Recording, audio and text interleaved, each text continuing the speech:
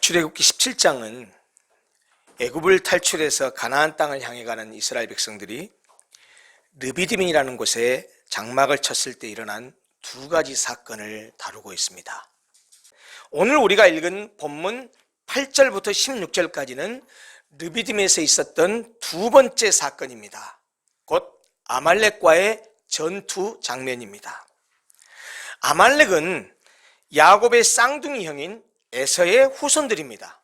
그들은 가나안의 남쪽인 이 시내 반도와 시나이 반도와 네게브 사막, 네게브 지역에 거주하면서 유목 생활을 했었던 사람들인데 굉장히 전쟁을 좋아하는 호전적인 민족입니다. 이 아말렉이 쳐들어오자 모세는 먼저 여호수아에게 사람들을 택하여 나가서 싸우라라고 지시합니다. 군대를 모집해서 그들을 데리고 나가서 전쟁을 진두지휘하여 싸우라는 말입니다.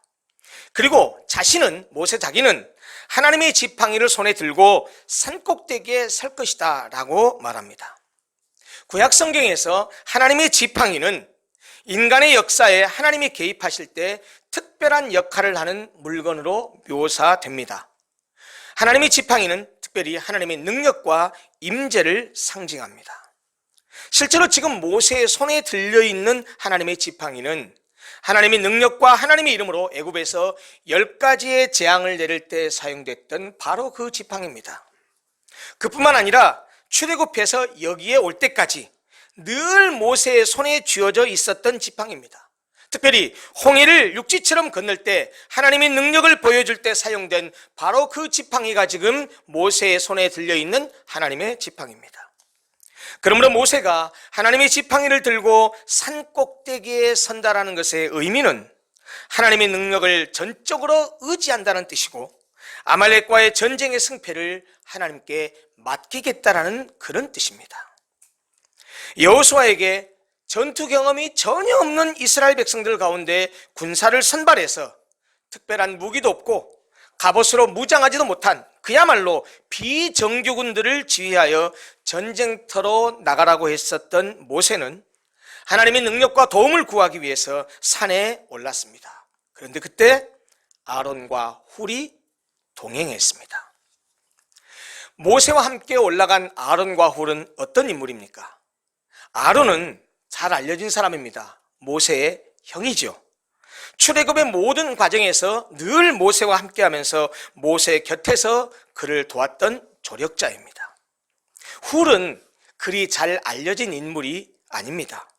그러나 요 뒤에 출애굽기 20장에 보면 모세가 시내산에서 십계명을 받는데 모세가 시내산 올라가서 40일 동안에 거하는 사이에 아래 이스라엘 진영에는 모세가 없으니까, 지도자가 없으니까 아주 거의 난장판이 되죠. 그리고 그들이 갈등이 생기고 싸움이 생기니까 그때 아론과 함께 백성들을 재판했던 사람으로 묘사되어 있습니다.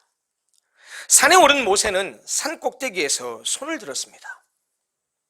그런데 모세의 손에 따라서 아래에서 아말렉과 싸우는 전투의 상황이 달라집니다. 마치 안테나를 세우고 있으면 신호를 받고 안테나를 접어버리면 신호를 받지 못하는 것처럼 모세가 손을 들면 전쟁하는 상황이 바뀝니다. 이스라엘이 이기고 모세가 손을 내리면 아말렉이 이기는 것입니다. 자신의 팔을 들고 내림에 따라서 전황이 달라지는 것을 보고 모세는 어떻게 했겠습니까? 할 수만 있으면 계속해서 손을 들고 있으려고 했습니다. 그러나 모세가 팔을 계속해서 들고 있는 것은 한계가 있었습니다. 아무리 팔을 계속 들고 있으려 해도 이 피곤해진 팔이 내려오는 것은 당연합니다. 그런데 만약 모세가 팔을 내리게 되면 밑에 있는 싸움을 하는 이스라엘 백성들이 아말렉에게 패하는 겁니다. 그러니까 전쟁이 질 것이 뻔하지요. 그래서 모세는 어떻게든지 안간힘을 써서 팔을 버티고 들고 있으려고 했습니다. 여러분, 이런 점에서 보면 전쟁터에서 직접 좀 칼을 휘두르면서 직접 싸우고 있는 여호수아보다 모세가 오히려 더 힘들고 어려운 싸움을 하고 있었던 것인지 모릅니다. 그런데 이렇게 팔을 들면서 하나님의 도움을 구하고 있는 그 모세에게, 지쳐있는 모세에게 도움이 손길이 뻗쳐옵니다. 모세의 고통을 눈치챈 함께 동행했던 아론과 훌이 바위돌을 가져다가 모세를 그 위에다 앉히고, 그리고 그 위에서 모세로 편하게 앉은 다음에 팔을 들어서 계속 하나님 향해서 도움의 손길을 이렇게 벌리게 했는데, 자꾸 내리려고 하니까 양쪽에 아론과 훌이 팔 하나씩을 붙들고, 그리고 해가 질 때까지 모세의 팔이 내려오지 않도록 도왔습니다. 그리고 밑에서 전쟁을 하는 여호수아는 칼날로 아말렉과 그 백성을 쳐서 무찔러서 마침내 아말렉과의 전쟁에서 승리합니다. 승리한 후에 하나님은 이스라엘을 보호하시고 그들에게 승리를 주셨던 아말렉과의 싸움에 대한 사건을 책에 기록하고 후손들에게 계속 들려줘서 지속적으로 오늘 있었던 이 사건을 기억하게 하라고 명령하셨습니다. 모세는 여호와에 대한 감사의 표시로서 아말렉과의 싸움을 기억하고 증언하기 위한 제단을 쌓습니다. 그리고 그 제단의 이름을 여호와 니시라고 했습니다. 여호와 니시라고 말했을 때 니시는 깃발, 징표, 신호, 사인, 그런 뜻입니다. 그러니 여호와 니시라고 하는 말은 우리말로 바꾸면, 쉬운 말로 바꾸면 여호와는 나의 깃발이다 라는 그런 뜻입니다. 이것은 전쟁에 승리하게 하신 하나님을 찬양하는 의미를 담고 있지요. 그런데 오늘 본문 마지막 절을 보면 여호와가 아말렉과 더불어 대대로 싸우리라고 맹세하셨다고 말하고 있습니다. 이는 아말렉과의 싸움에서 승리를 거두었던 여호와께서 이후의 광야 생활과 가나안에서의 삶 가운데서도 이스라엘이 겪을 많은 전쟁 가운데서 여전히 그의 백성들에게 임재하셔서 승리를 주실 분이라는 사실을 확신했다라는 그런 뜻입니다. 어떻게 해서 아말렉과의 싸움에서 이스라엘이 승리할 수 있었습니까? 승리의 비결이 무엇입니까? 물론 승리를 주신 분은 여호와 하나님이라는 사실이 본문에 보면 잘 나타나 있습니다. 여호와께서 함께 하심으로 승리할 수 있었습니다. 그런데 아말렉과 싸워 승리하게 된 사건을 여호와께서 책에 기록하여 기념하게 하고 여호수아의 귀에 외워 들리라고 한 것은 이 전쟁의 승리가 주는 비결을, 이 전쟁의 승리가 주는 교훈을 그들의 후손에게도 알게 하라는 의미입니다. 그러므로 이스라엘이 아말렉과의 전쟁에서 이긴 승리의 비결이 무엇인지를 발견해서 이 세상과 싸우면서 하나님 나라를 세워갈 때 우리도 그 비결과 원리를 따라야 합니다. 그래야 하나님 나라와 하나님의 일을 할 때 성공과 승리를 얻을 수 있을 것입니다. 그러면 이스라엘이 아말렉과 싸워서 승리하게 된 비결이 무엇인지 구체적으로 한번 본문을 통해서 들여다보십시다. 오늘 설교 제목이 있는 것처럼 승리의 비결은 협력과 동역 그리고 순종에 있었습니다. 먼저 이스라엘의 승리는 지도자 모세와 그와 함께한 협력자들의 도움의 결과였습니다. 아말렉과의 전투에서 승리할 수 있었던 것은 모세 혼자만으로 가능한 일이 아니었다는 말입니다. 아말렉과의 싸움에는 여러 협력자가 함께 있습니다. 10절을 보시겠습니다. 여호수아가 모세의 말대로 행하여 아말렉과 싸우고 모세와 아론과 훌은 산꼭대기에 올라가서 아말렉과 싸워서 이긴 이스라엘의 승리에 기여한 모든 사람들의 이름이 여기 한꺼번에 다 등장합니다. 먼저 모세는 지도자로서 여호수아에게 할 일을 맡겼습니다. 그리고 모세 자신은 산꼭대기에 올라가서 해가 질 때까지 하나님의 도우심을 구했습니다. 이때 아론과 훌이 동행했습니다. 함께 산에 올랐습니다. 구체적으로 말하자면 여호수아는 직접 전쟁터에 갔습니다. 그리고 선발된 군사들도 여호수아를 따라 함께 나갔습니다. 그들은 목숨을 걸고 싸웠습니다. 모세는 뭐 했습니까? 산에 올라갔습니다. 하나님의 도우심을 구하며 지팡이를 손에 잡고 섰습니다. 하나님을 향해서 지팡이를 잡은 손을 높이 들었습니다. 아론과 훌은 모세의 팔이 내려오지 않게 양쪽에서 그의 팔을 붙들었습니다. 각자의 역할과 하는 일이 달랐지만 분명한 사실은 하나님을 향해서 지팡이를 들고 손을 든 모세뿐만 아니라 직접 싸움터에 나가서 전쟁을 수행한 여호수아, 그리고 모세의 팔을 붙들었던 아론과 훌의 협력이 없었다면 이스라엘의 승리는 불가능했을 것이라는 겁니다. 아니, 어쩌면 이들 중 하나라도 자기 역할을 하지 않았다고 한다면 전쟁에서 패했을 것이 분명합니다. 하나님의 일은 혼자 할 수 없습니다.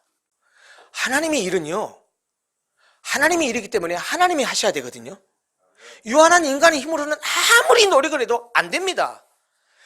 사람 중에 어떤 사람도 하나님의 그 일을 다 해낼 수 있는 전능한 능력을 가지고 있는 인간은 하나도 없습니다. 한 인간의 능력으로 할 수 있는 성질이 아니라는 것입니다. 그래서 하나님의 일은 유한하고 부족한 우리 인간들이 직임과 역할에 따라서 힘을 합치고 동역해서 협력할 때만 이룰 수 있다는 말입니다. 교회를 세워가는 일도 마찬가지입니다. 목사 혼자만으로는 결코 교회를 세워갈 수 없습니다. 모세 혼자 전쟁을 한 것이 아닙니다. 아론과 훌과 같은 협력자가 필요합니다. 여호수아와 같은 동역자가 필요합니다. 직접 전쟁을 수행하는 군사들도 필요합니다. 어떤 성도는 기도로 교회를 섬길 수 있습니다. 기도로 협력하고 동역할 성도가 필요하다는 말입니다. 어떤 성도는 물질로 교회를 섬길 수 있습니다. 물질로 협력하고 동역할 성도가 필요하다는 말입니다. 어떤 성도는 몸으로 교회를 섬길 수 있습니다. 몸으로 협력하고 동역할 성도가 필요하다는 말입니다. 어떤 성도는 시간으로 교회를 섬길 수 있습니다. 시간으로 협력하고 동역할 성도가 필요하다는 말입니다. 어떤 성도는 재능으로 교회를 섬길 수 있습니다. 재능으로 협력하고 동역할 성도가 필요하다는 것입니다. 그래서 하나님께서는 성도들에게 은사와 직분과 사역을 각각 나누어 주셨습니다. 어떤 사람에게는 말씀의 은사를, 어떤 사람에게는 섬김의 은사를, 어떤 사람에게는 사랑의 은사를, 어떤 사람에게는 봉사의 은사를, 어떤 사람에게는 방언의 은사를 주셨습니다. 각기 받은 다른 은사들이 하나로 들여질 때 교회가 건강하게 세워지는 것입니다. 직분도 마찬가지입니다. 교회 안에는 목사도 있고 장로도 있고 안수집사도 있고 권사도 있고 서리집사도 있습니다. 어떤 사람은 이런 교회의 직책을 받지 못한 사람도 있습니다. 직분은 높고 낮은 지위를 말하는 것이 아닙니다.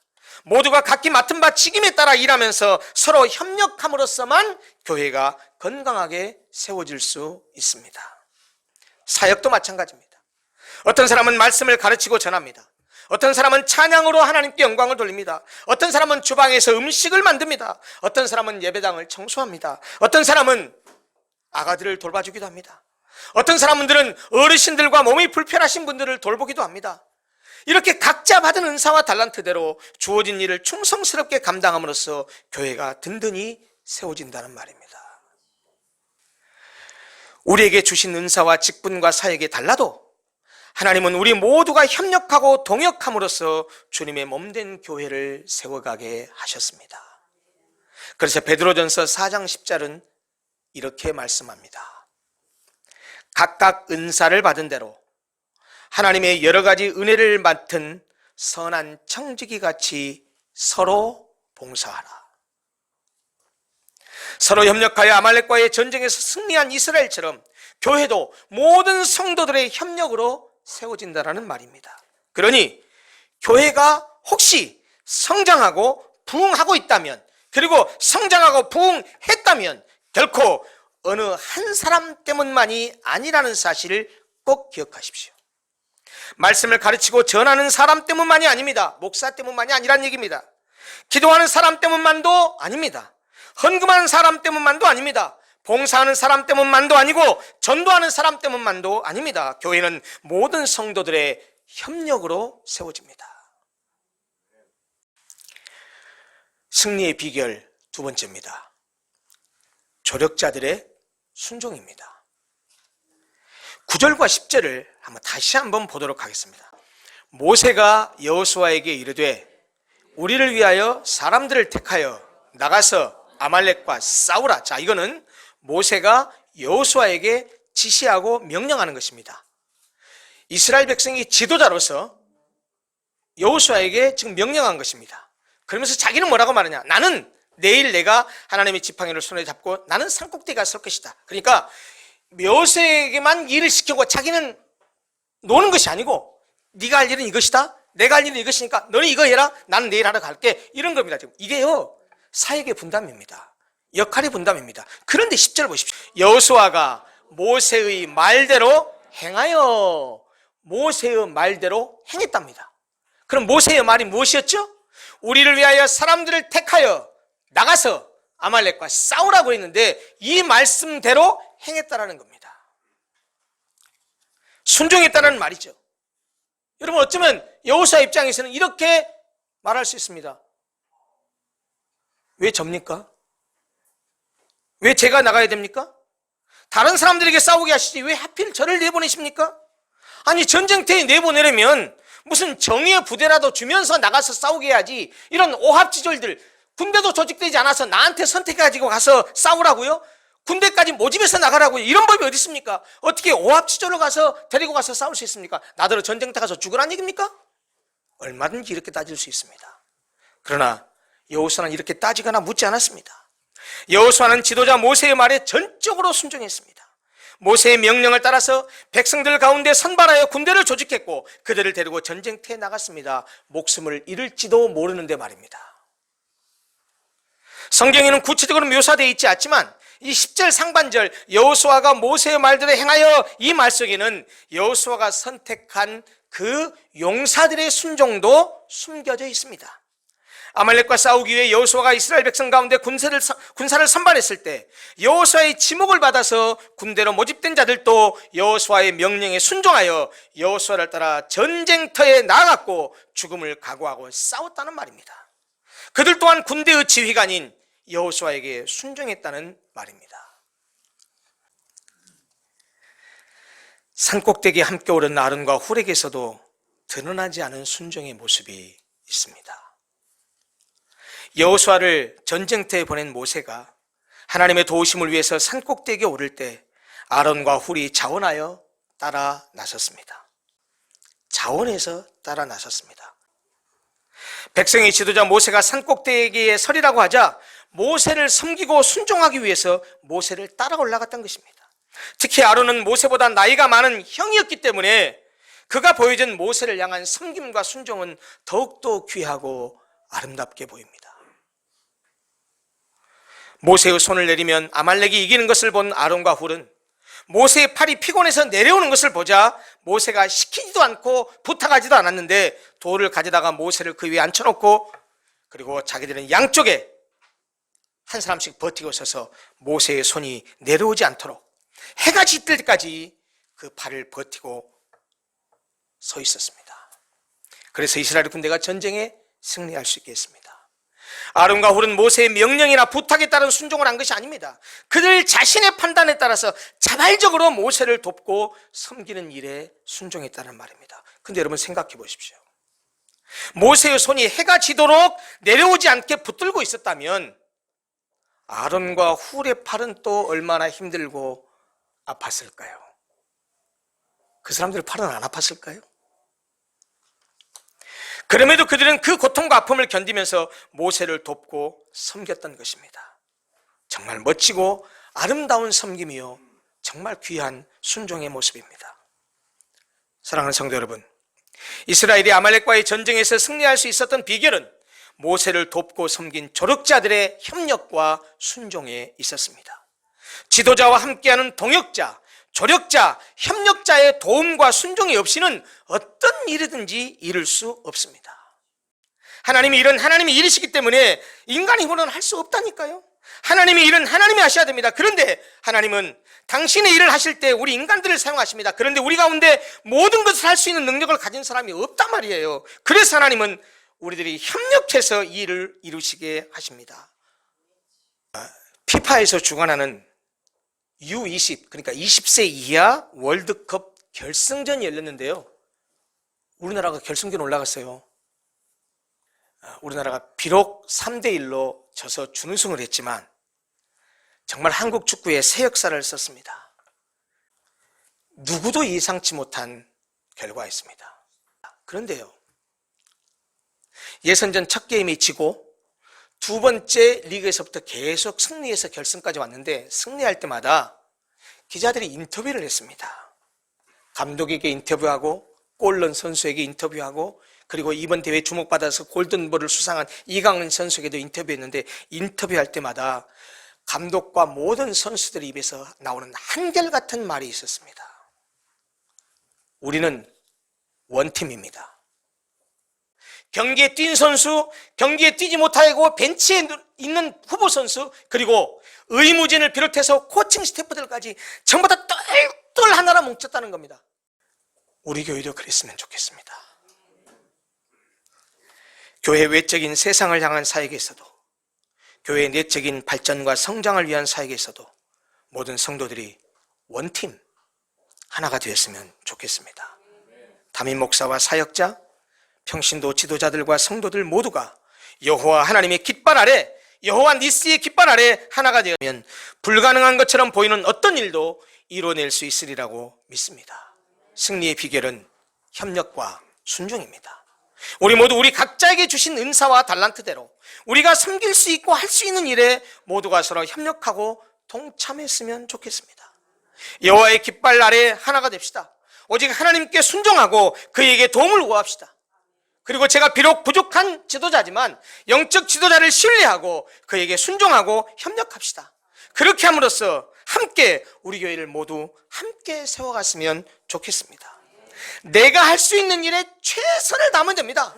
할 수 없는 일은 할 수 없습니다. 그러나 내가 할 수 있는 일은 최선을 다해서 했으면 좋겠습니다. 조금씩 힘을 보태기만 하면 우리 교회가 아름답게 성장하고 변화될 수 있으리라고 믿습니다. 축구에서 그런 말이 있답니다. 원팀보다 강한 선수는 없다. 교회에 적용하면 어떻게 바꿀 수 있을까요? 하나 된 공동체보다 강한 교회는 없습니다. 아무리 잘나고 똑똑한 교인이 있어도, 아무리 능력 있고 실력 있는 목사를 할지라도 뿔뿔이 흩어져 있고 모래알처럼 그렇게 흩어져 있는 그런 교회는 절대로 역사를 이루지 못합니다. 비록 능력이 없고 부족하고 연약하더라도 하나가 된 교회, 원팀, 원스피릿, 하나가 된 교회는 어떤 일도 이룰 수 있을 것입니다. 왜냐하면 사람의 힘으로 하는 것이 아니고 여호와의 깃발 아래 하나님의 힘으로 하기 때문입니다. 사랑하는 성도 여러분, 함께 우리 교회를 세워갑시다. 누구에게 미루지 말고 내가 할 수 있는 것, 조그만 일이라도 최선을 다해서 섬기고 봉사하고 하나 되어서 아름다운 교회, 하나님이 기뻐하시는 교회를 이루어 나가기를 간절히 소원합니다. 기도하겠습니다.